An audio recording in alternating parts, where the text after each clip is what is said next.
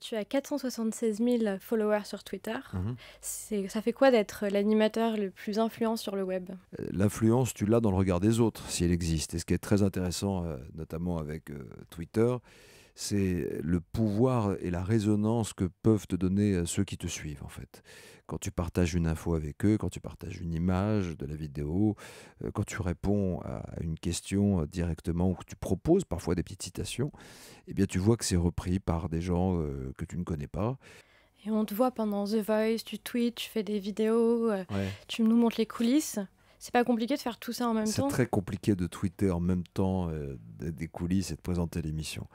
Je me fais engueuler par mon producteur. Il me dit, mais c'est drôle en même temps parce que je trouve ça aujourd'hui impératif de ne pas présenter seulement avec un micro d'une façon, on va dire, un peu académique à l'ancienne, mais d'être dans une transversalité réelle avec les auditeurs, les téléspectateurs en l'occurrence sur The Voice, qui sont aussi des internautes.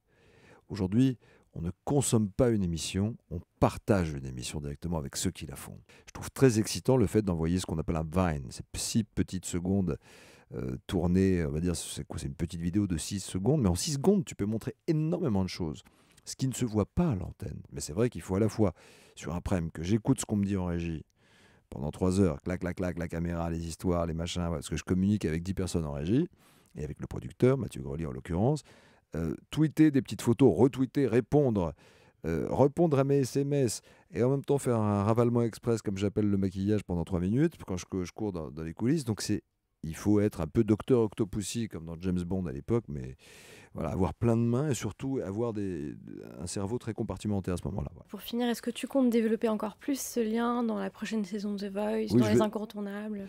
je vais me greffer une puce pour pouvoir tweeter en permanence, mais même à la radio. À la radio, c'est extraordinaire parce que quand j'ai un invité et que je l'annonce avant, je demande aux auditeurs ce qu'ils voudraient qu'on leur pose comme question. Ou, voilà.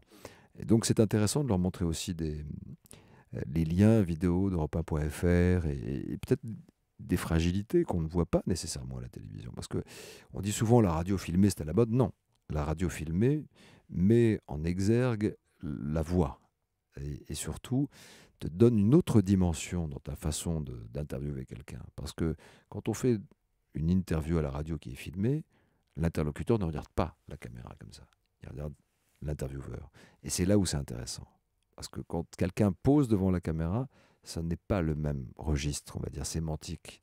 Alors que quand quelqu'un est filmé et qu'on peut voir ses gestes, sa façon de faire, et les réponses telles qu'elles sont exprimées et dessinées sur son visage, c'est une autre vérité. Et ça intéresse aussi les internautes, et les auditeurs, et les téléspectateurs. Donc je vais continuer dans ce sens, et j'imagine que notre métier va changer.